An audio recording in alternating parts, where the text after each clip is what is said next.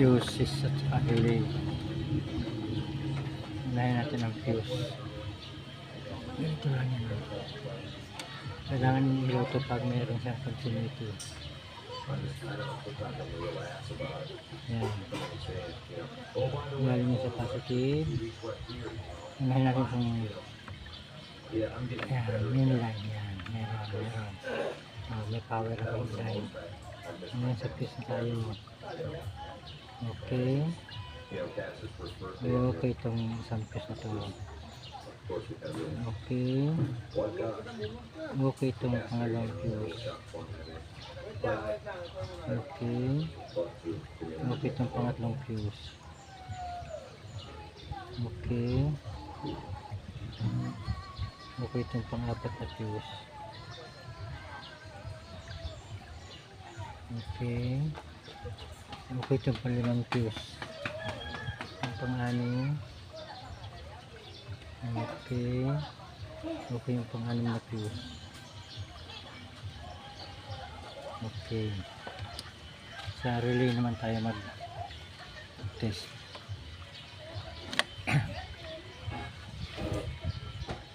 Didikit natin yung isang linya sa positive. Tapos testingin natin ang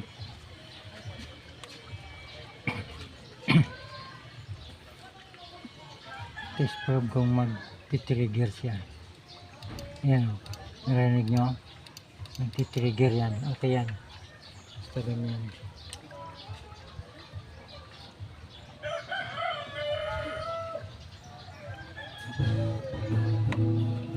Pangalawa. Ngayon natin sa positive yung isang linya.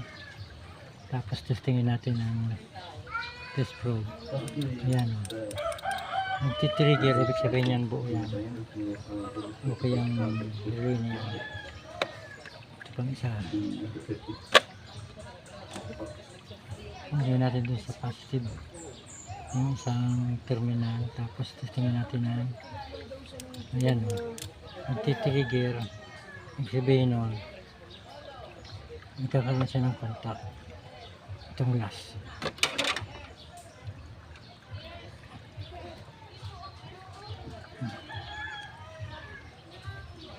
Ayan o. Magti-trigger siya. Okay ang mga fuse. Okay ang mga relay. Hanapin naman natin ang linya ng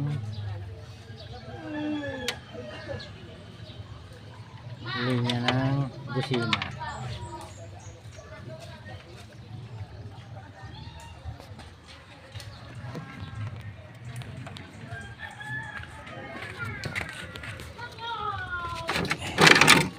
Kasi ang ginagawa natin ay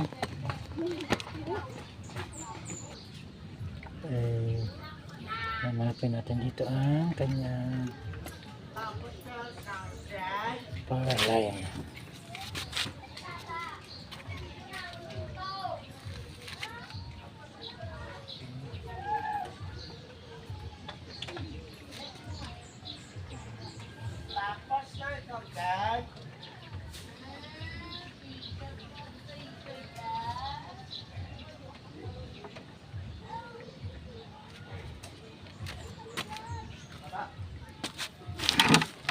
Hanapin natin ang linya ng positive.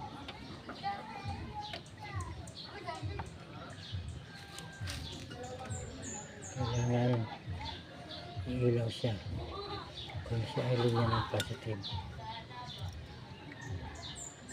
Ay wala.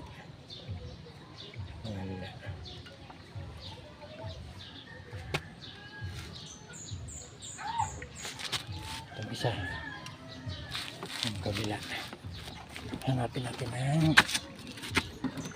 linya.